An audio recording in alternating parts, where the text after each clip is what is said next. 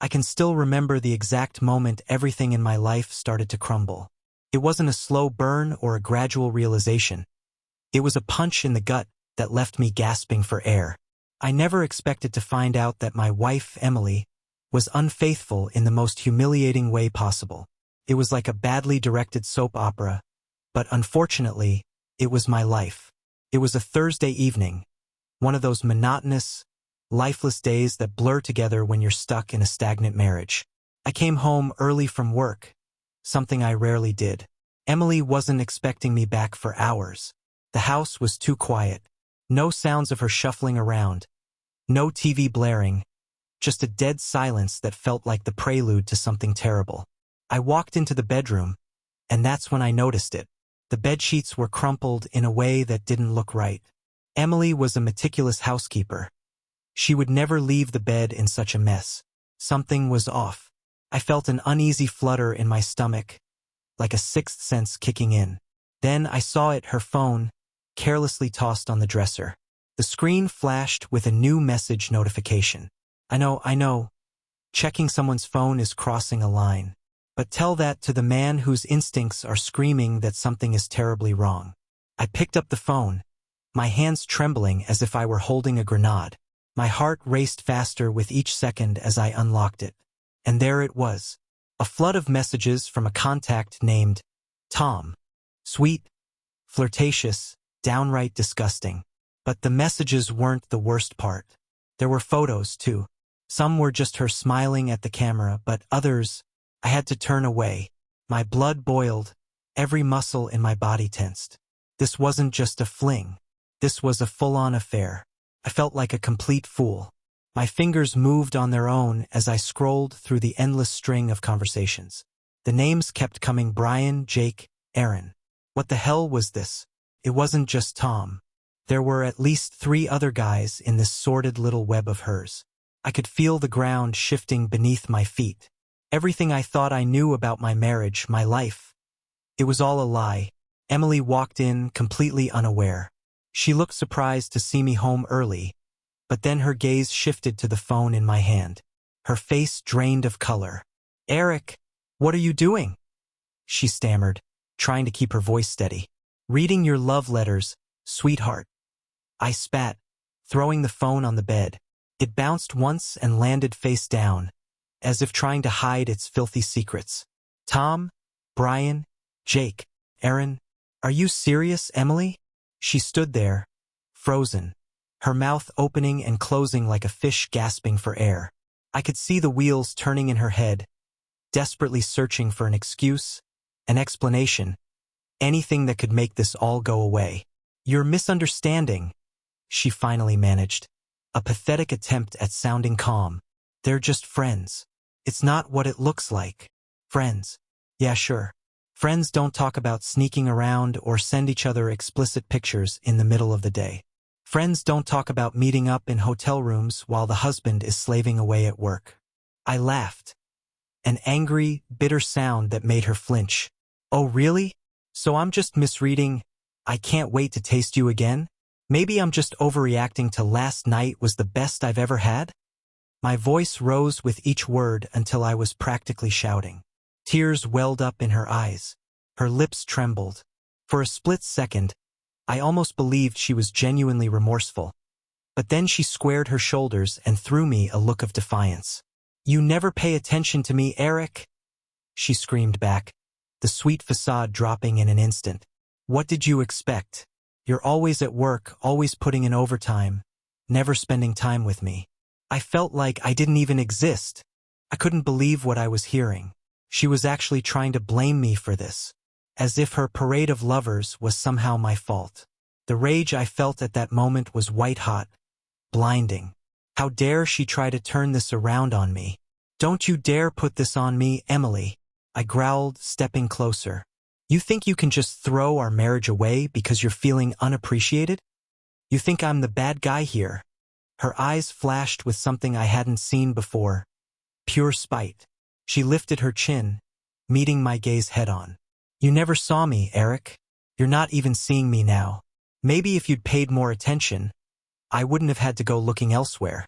With that, She turned on her heel and stormed out of the bedroom, leaving me standing there, my fists clenched at my sides, every nerve in my body screaming with rage and hurt. This was just the beginning. I knew it. This nightmare was far from over. The woman I thought I knew, the woman I married, she was gone, replaced by someone I barely recognized. I stood there, staring at the empty doorway where Emily had disappeared, my heart hammering so hard it felt like it might burst right out of my chest. Anger bubbled up inside me, threatening to explode, but I forced myself to take a deep breath. What was I supposed to do now? The woman I'd loved, trusted, and devoted my life to had just stomped out of our bedroom like I was the one in the wrong, like I had betrayed her.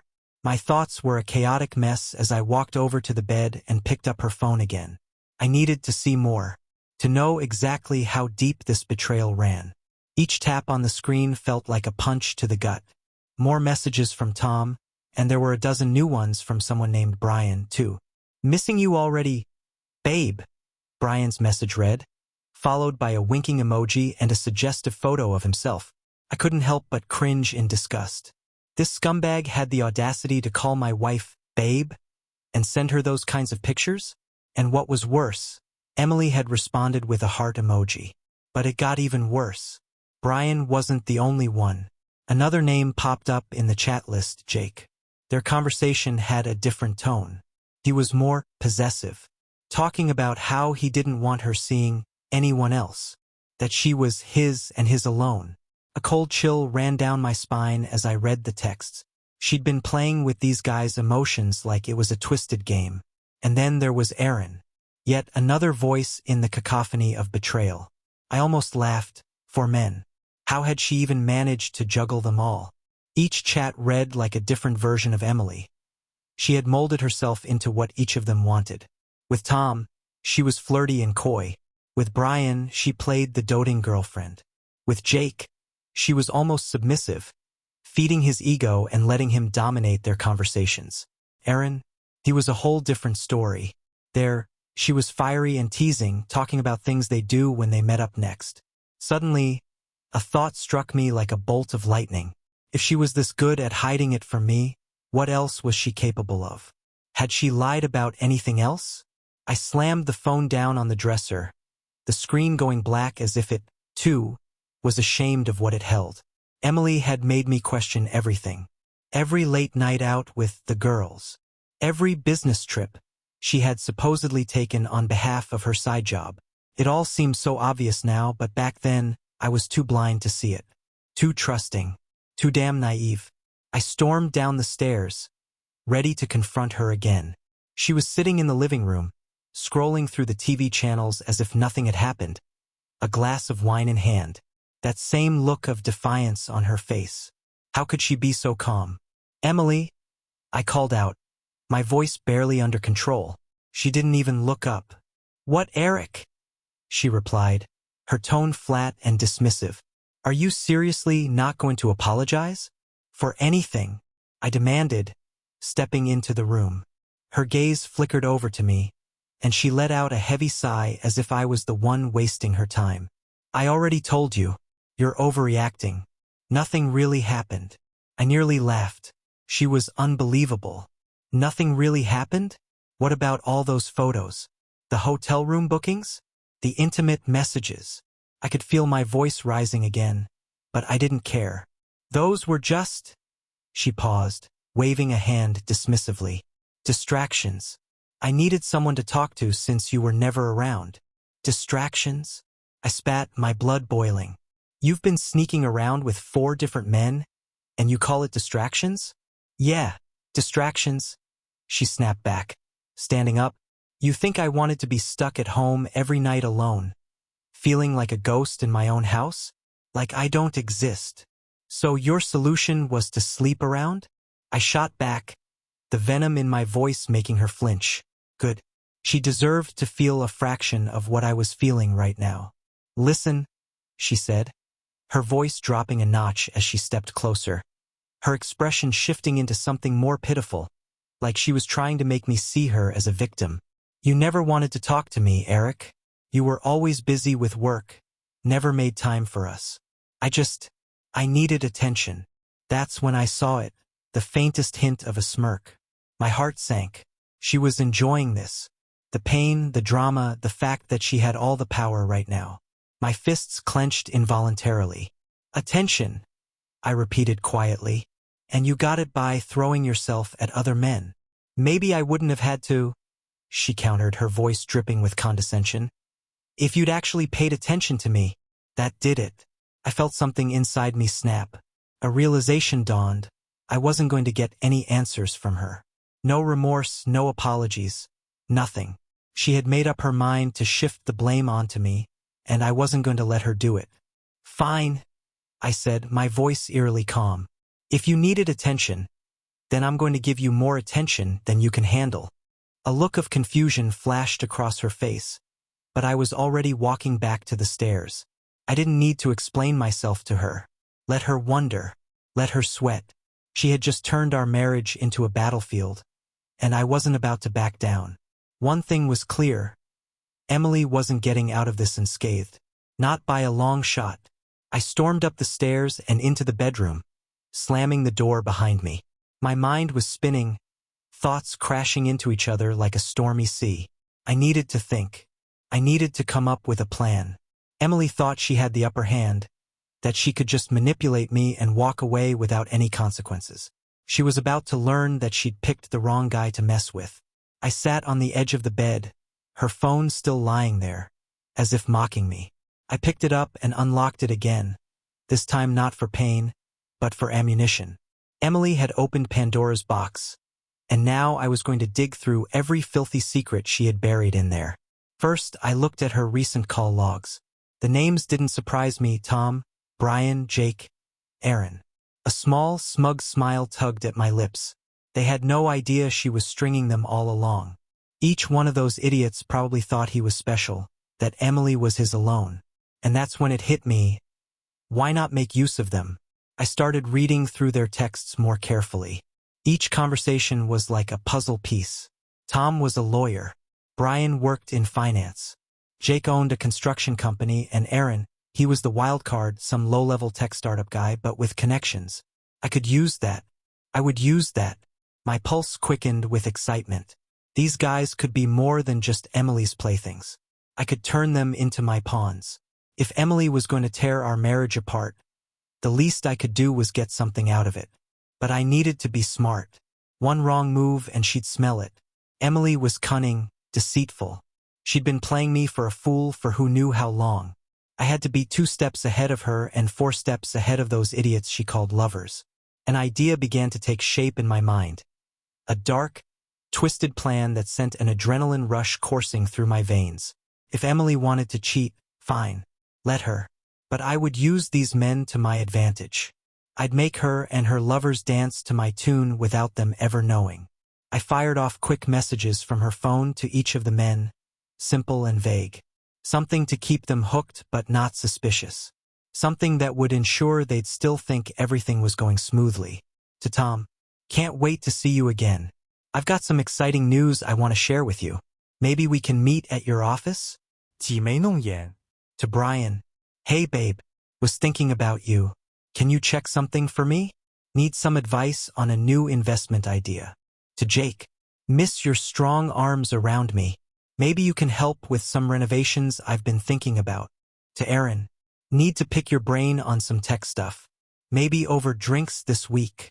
I felt sick sending the messages, but I forced myself to focus. Each one had a purpose. Tom's a lawyer.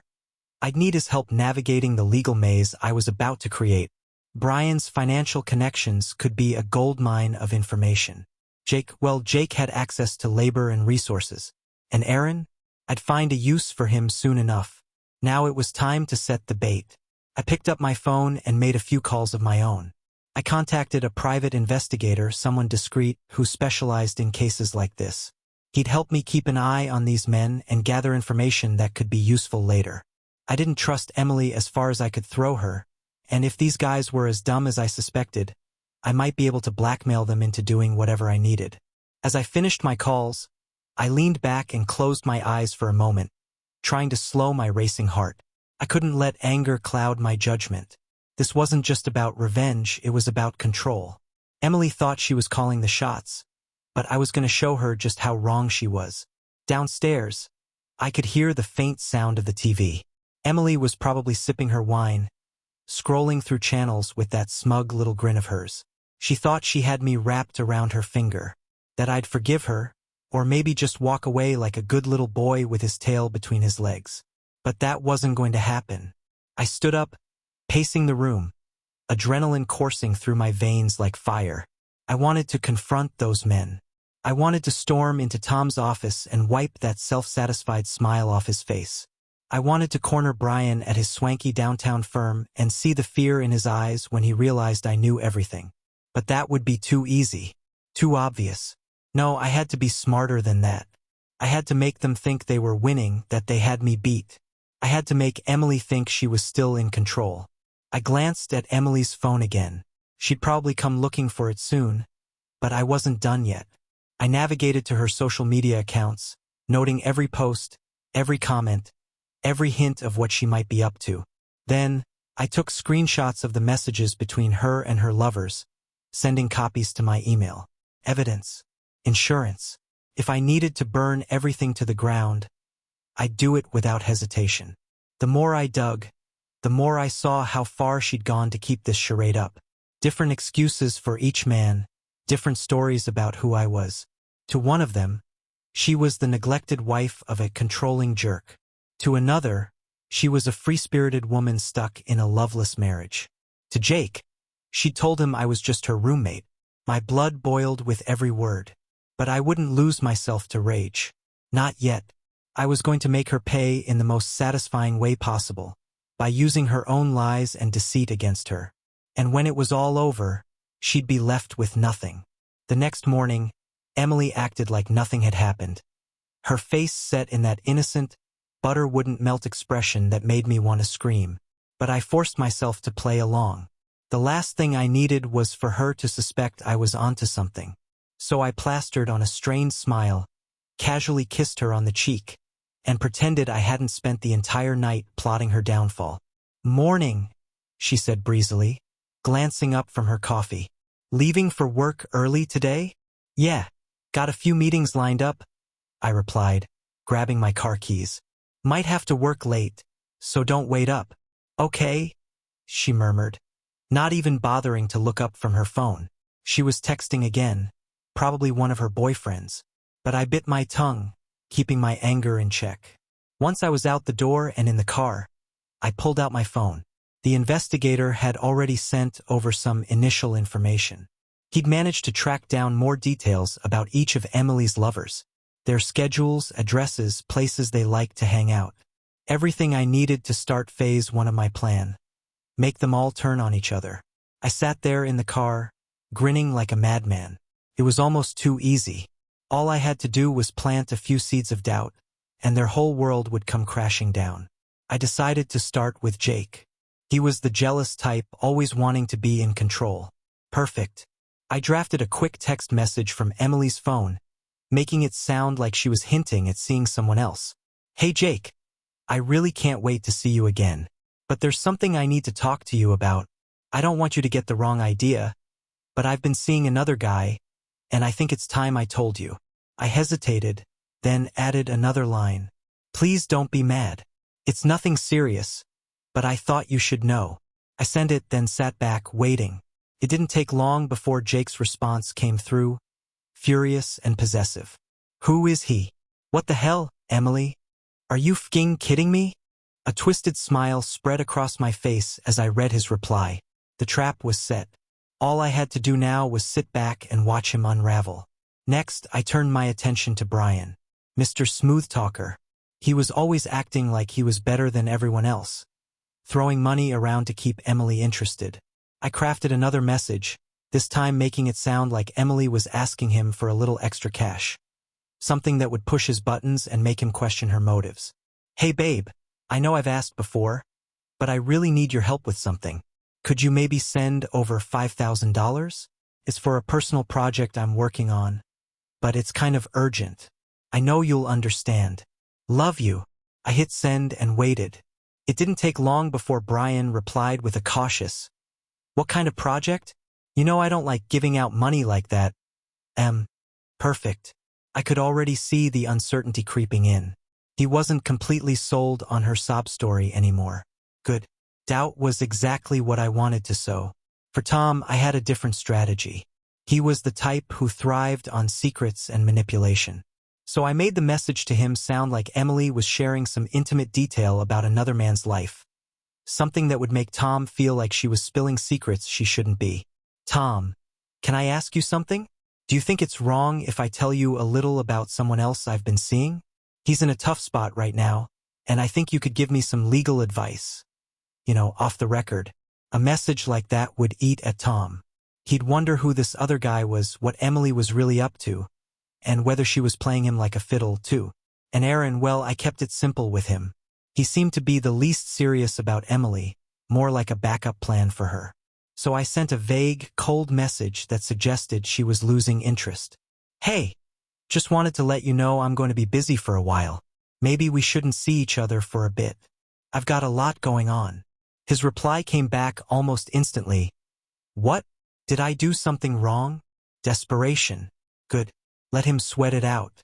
With that done, I forwarded all the messages to my email again and deleted them from Emily's phone. When she checked her messages, everything would look just as she'd left it. But the damage was already done. I was putting cracks in her foundation, making her boyfriends doubt her sincerity and each other. They'd start asking questions soon enough. As I drove to work, I couldn't help but feel a strange sense of exhilaration. It was like I was in control for the first time in ages. Emily thought she had me wrapped around her finger, but she was the one dancing to my tune now. During the day, I made sure to stay busy with my own tasks, but I couldn't help checking my phone every hour or so. The investigators sent more updates, confirming my suspicions. Jake had already tried calling Emily 3 times, but she hadn't picked up. Brian had asked her more questions about the money. Tom hadn't responded yet, but I knew he'd be seething. I went about my day with a newfound purpose, every small victory making me more determined to see this through. Each move I made was deliberate, each step calculated. I was going to make sure that by the time I was done, none of these men would want anything to do with her. The thought of Emily alone, with her world falling apart, brought a grim satisfaction. She had chosen to betray me. Now it was my turn to tear her life to pieces. And when she finally realized what I was doing, it would be too late. The day dragged on, and every minute felt like an eternity as I waited for the fallout to begin. By the time I got home, the sun was setting, casting long shadows across our front yard. I stepped inside, bracing myself for whatever Emily had in store. But to my surprise, she was nowhere to be seen. "Emily?" I called out, feigning the tone of a concerned husband. No response. I walked into the kitchen, then the living room. The place was empty, eerily quiet.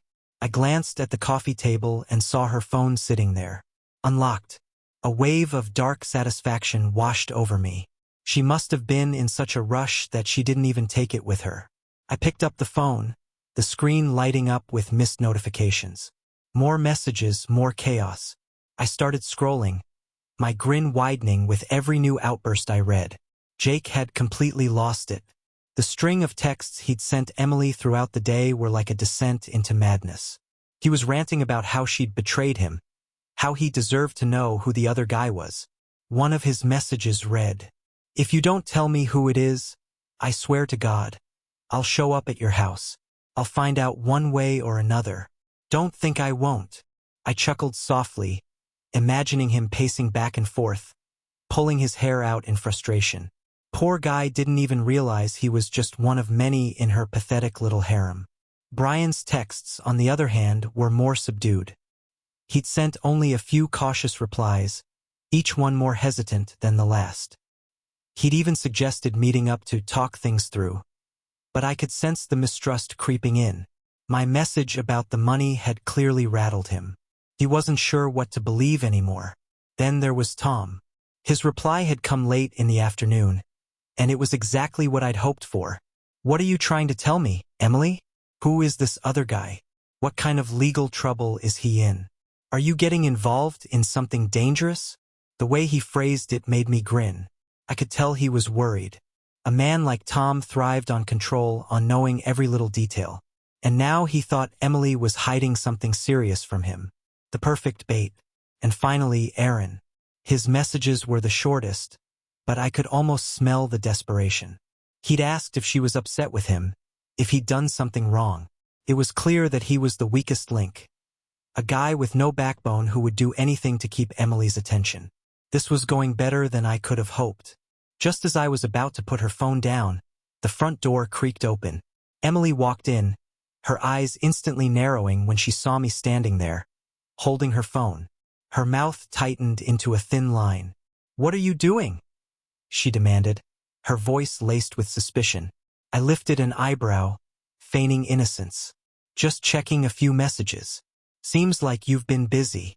Her eyes flashed with anger, but she quickly composed herself, striding over and snatching the phone from my hand. "You have no right to look at my messages, Eric." "Oh, don't I?" I countered, my voice cool and even. "After everything I found yesterday, I think I have every right." She scoffed, shaking her head in disbelief. "You're unbelievable. You know that?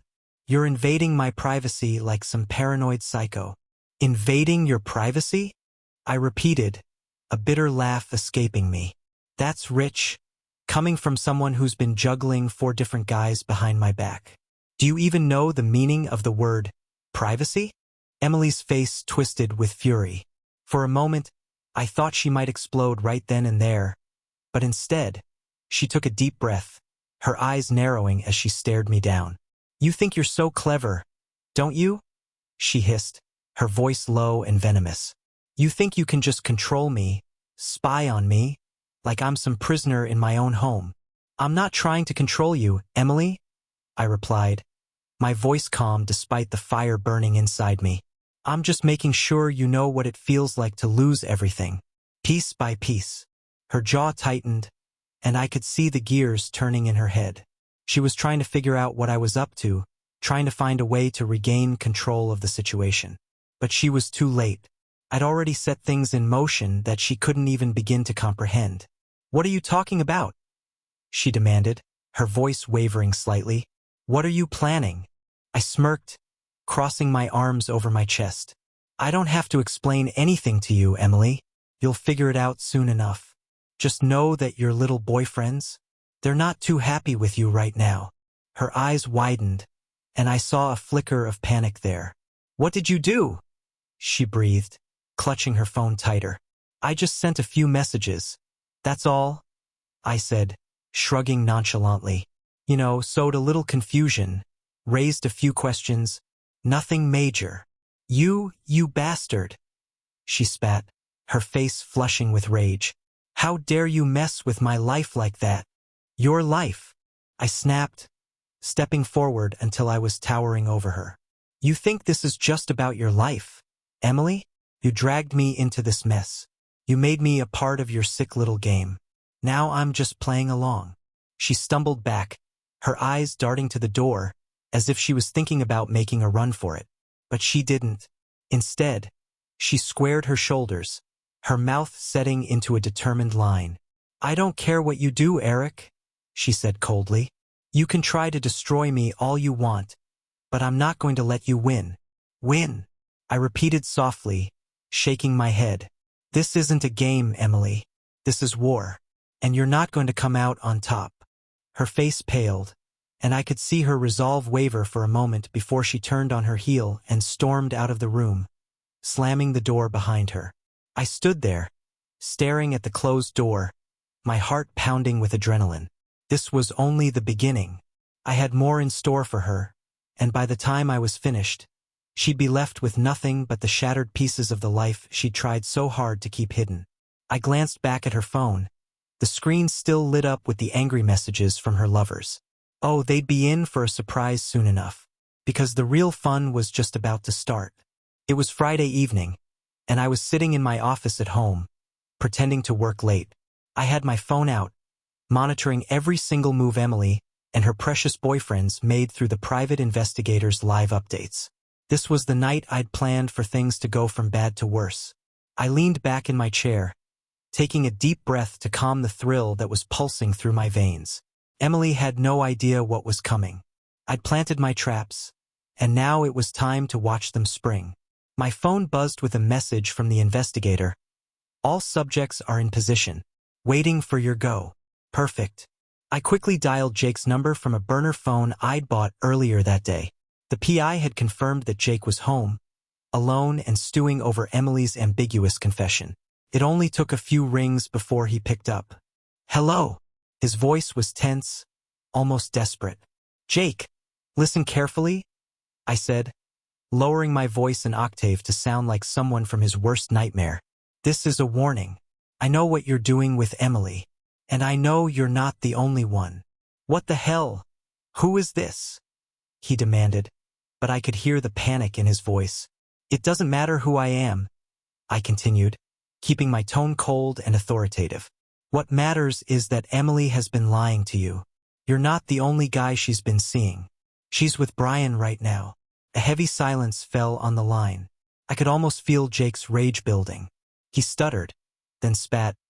What are you talking about? She's with him. Yes, they're meeting at the Hilton downtown. I lied smoothly. If you don't believe me, go see for yourself. The silence stretched on for a few more seconds, and then I heard the sound of movement. Doors slamming, car keys jingling. I hung up and smiled to myself. That should stir things up nicely. Next, I turned my attention to Brian. He was the level-headed one, the one who thought he had everything under control. I dialed his number and waited. When he answered, I could hear the faint hum of background music, probably at some upscale bar or restaurant. Hello? He said cautiously. Brian, you need to know something about Emily.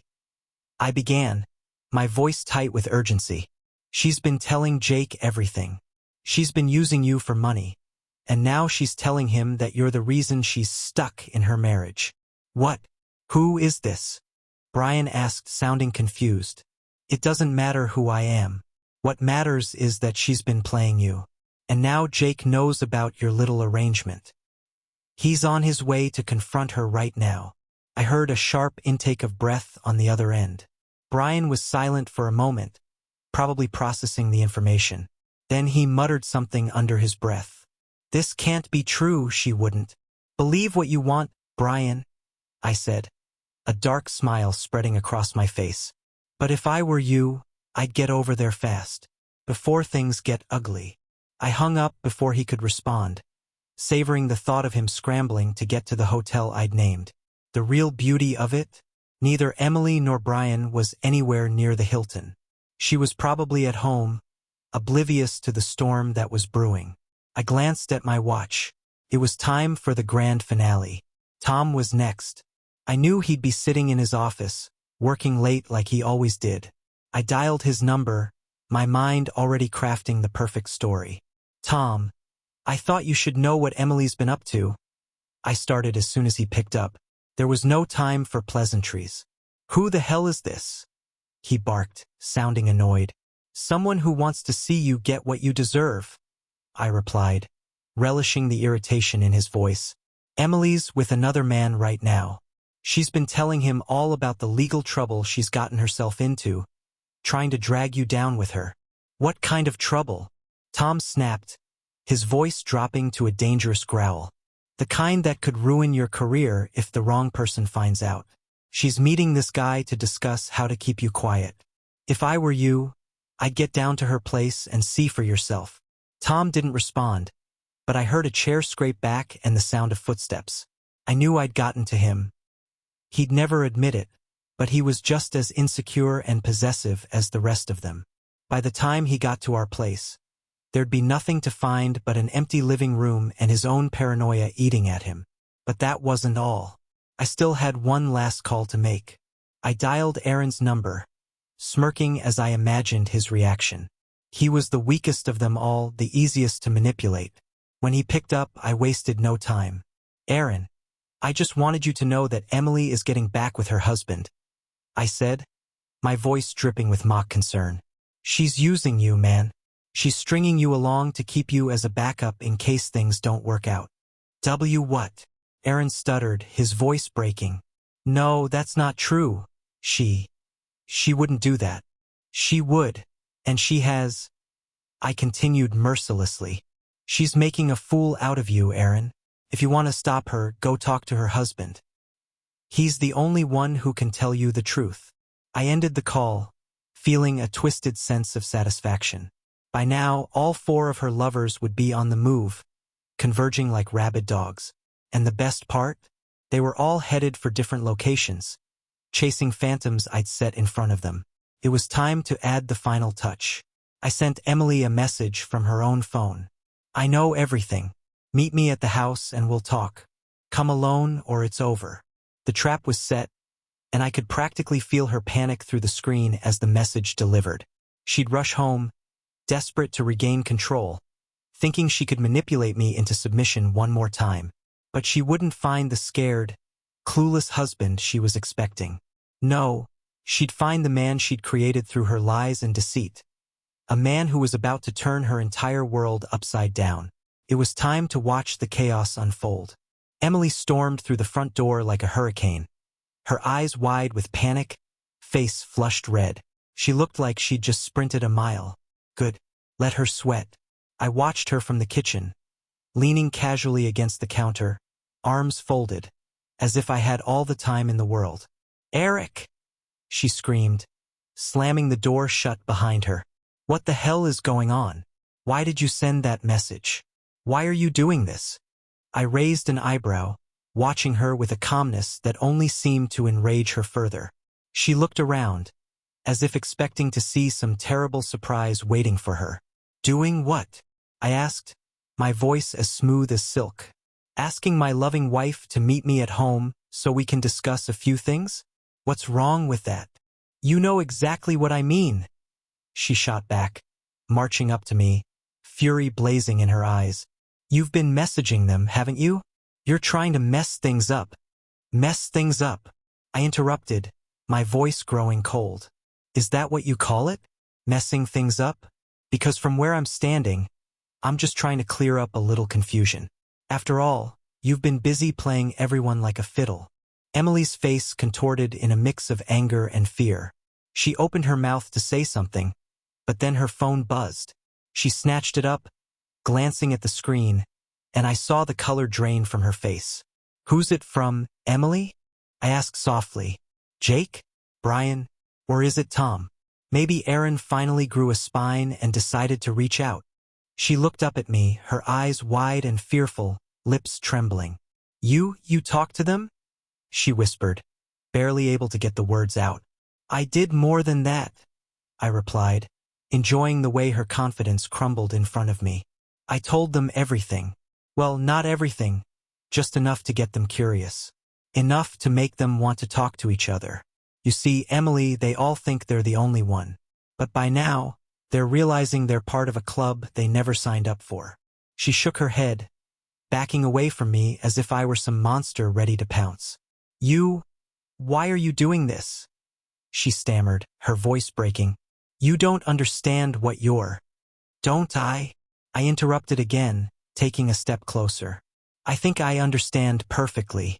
You wanted to have your cake and eat it too. You wanted to play house with me, keep the nice cushy life I provide, and then sneak around with these other men like I'm some sort of idiot. Well, guess what? I'm not the idiot here. I reached out, grabbing her by the wrist. Not hard, but firm enough to make her stop retreating. She stared up at me, eyes wide, tears brimming on the edges. I did everything for you? I whispered, my voice low and filled with an edge that I could see made her shudder. Everything, and you threw it all away. So now, I'm just evening the score. The tears finally spilled over, but I wasn't moved by them. Not anymore. I knew what those tears were. A tool she used to manipulate, to control.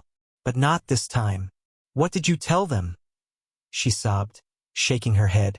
Eric, please. What did you say to them?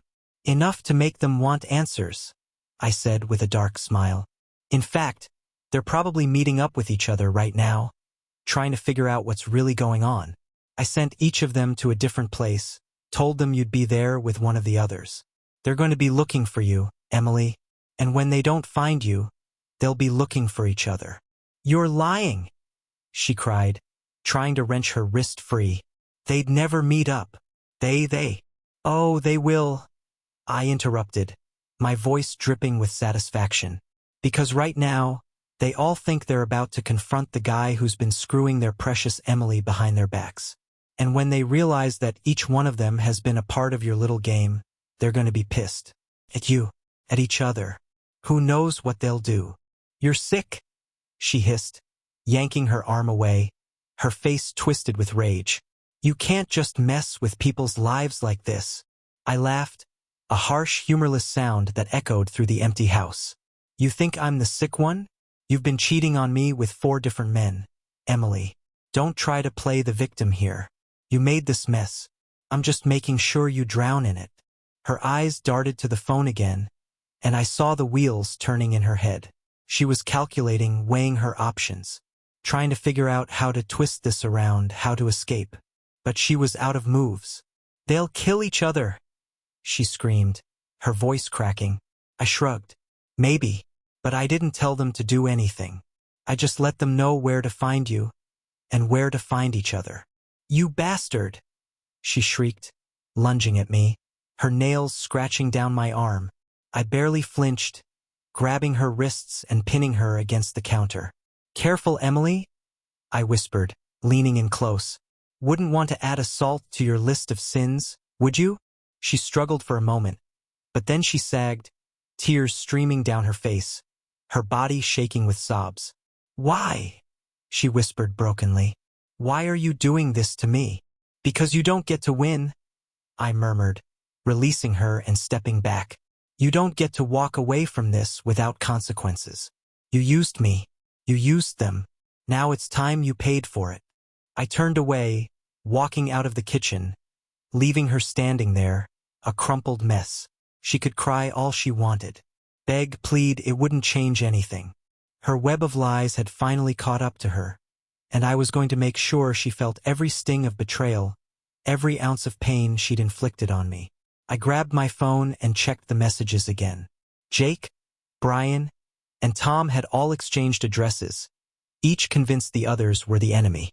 Aaron, too weak to join the fray, was blowing up Emily's phone with frantic texts. She'd have to deal with him on her own. It was only a matter of time before one of them snapped. And when they did, I'd be ready to pick up the pieces and make sure that Emily's carefully constructed life fell apart in the most spectacular way possible. Enjoy your evening, sweetheart, I called out as I headed for the front door. You've got a lot of explaining to do. I heard her sobs echoing down the hallway as I left, a twisted sense of satisfaction settling in my chest. She was right about one thing: this wasn't over. Not by a long shot. I left the house with a sense of finality, expecting to feel a rush of victory or some twisted satisfaction. But as I drove away, a strange emptiness settled over me. I'd been planning this revenge meticulously, manipulating Emily's lovers, pulling all the strings. But there was a nagging voice at the back of my mind. Something didn't feel right. I parked a few blocks away and decided to wait. If everything went as planned, chaos should erupt soon enough. I pulled out my phone, scrolling through the private investigator's updates. Jake was on his way to Brian's office, while Tom had just left his house, probably heading downtown to try and catch Emily in the act with one of the others. Aaron's messages to Emily had become more frantic, practically begging for a response. But then, something unexpected happened. My phone buzzed with an incoming call. It was the private investigator. I frowned, answering it quickly. What's up? I asked, keeping my voice low. Eric, something's not adding up here, he said, his tone serious. I've been tailing these guys all day, and I think you need to see this. See what? I demanded, irritation flaring up. What are you talking about? I'm sending you some footage now, he said. Just watch it. I don't know what game Emily's been playing, but it's bigger than what we thought. The video clip came through seconds later.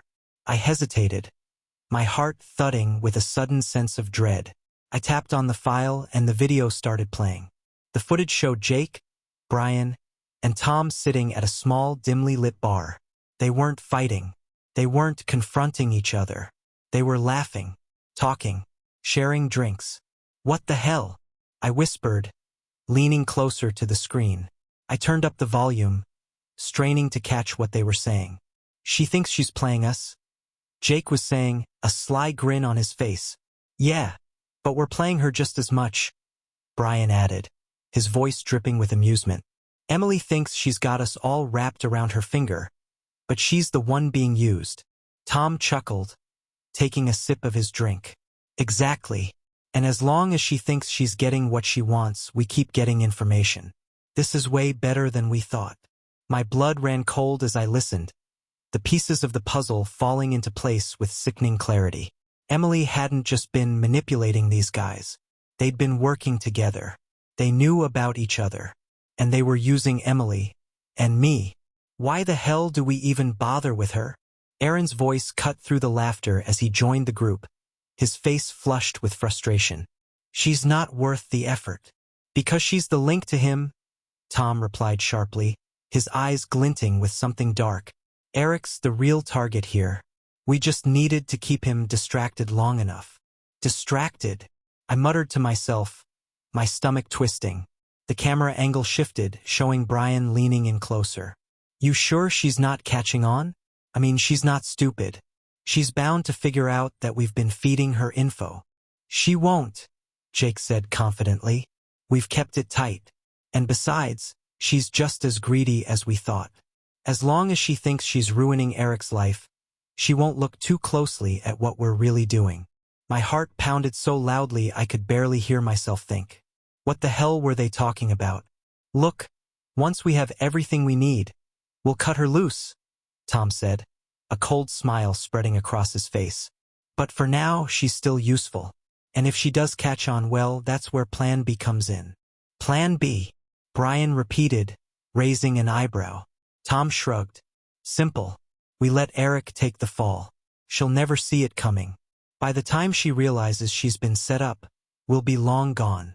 I froze, the phone slipping from my hand and landing on the car seat beside me. My chest tightened, a wave of nausea rising up. They weren't just using Emily.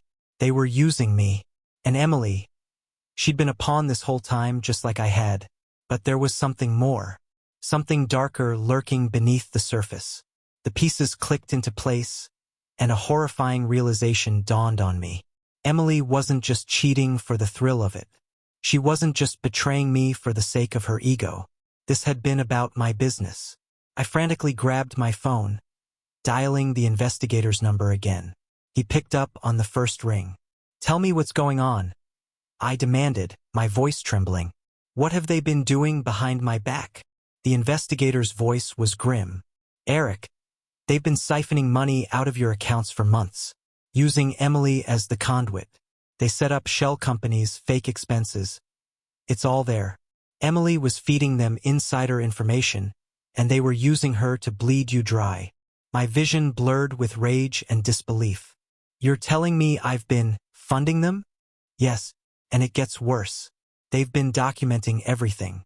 Every argument, every confrontation. They've been positioning you as the unstable husband, abusive, controlling." "I'm sorry, Eric, but this was never just about her cheating. This was about destroying you." My world crumbled around me. I'd been so blinded by my own need for revenge that I hadn't seen the bigger picture. I thought I was the one pulling the strings, but I'd been dancing to their tune all along. "Is there any way to stop it?" I asked, desperation lacing my voice. "I'm afraid it's too late," he said softly. "They've already set everything in motion. The documents are in place. If this goes public, you'll lose everything. Your business, your reputation. They'll make sure you're ruined." A hollow laugh escaped me. All this time I thought I was the hunter, but I'd been the prey. They'd used Emily to get to me, to bleed me dry and leave me with nothing. There was a long pause on the other end of the line before the investigator spoke again. "Eric, I'm not sure you can win this one." I hung up, my mind racing. The laughter of those bastards echoed in my ears, the image of Emily's tear-streaked face flashing before my eyes. She'd betrayed me, but in the end, She'd been a pawn just like I had. Used and discarded. My hands clenched into fists as I stared out the windshield, rage and helplessness warring inside me. I had no moves left. They'd boxed me in, stripped me of everything I'd built. But as I sat there, breathing heavily, another thought entered my mind. A final, desperate thought. If I was going down, I wasn't going down alone. I picked up my phone again and dialed Emily's number. She answered almost immediately, her voice choked with sobs. "Eric, please, we can fix this," she begged. "I'll leave them, No, Emily." I cut her off, my voice flat and emotionless. "You've already made your choice. But I'm not going to let them get away with this." "What do you mean?" she whispered, fear creeping into her voice. I took a deep breath, the last remnants of my resolve hardening. "I'm going to burn everything down, Emily. If they want to destroy me, I'll make sure they pay. And you're going to help me." Her silence was deafening. And in that silence, I made my decision. They'd think they'd won, but I'd make sure their victory was as hollow as the ashes I'd leave behind. This wasn't over. It was just beginning. And this time, I had nothing left to lose.